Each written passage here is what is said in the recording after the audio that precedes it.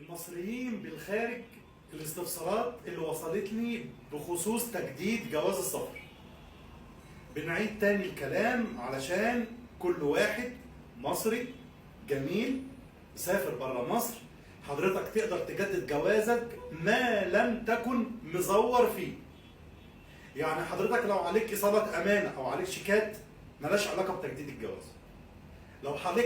لو حضرتك عليك أي موضوع ما دام هذا الموضوع لا يمس الأمن الوطني أو الأمن العام أو النيابة العسكرية أو المحاكم العسكرية أو التزوير في أوراق رسمية خاصة شهادة الجيش أو الجواز، تقدر حضرتك تطلع باسبورك بسهولة.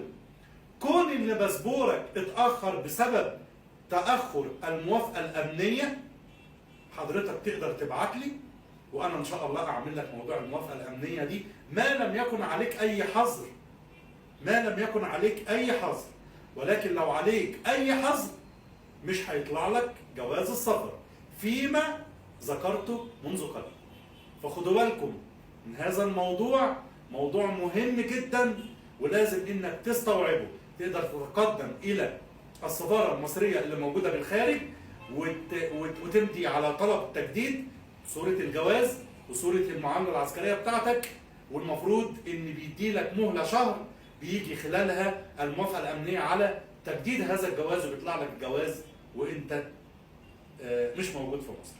فلو حضرتك سليم هيطلع لك الجواز بدون اي مشكلة.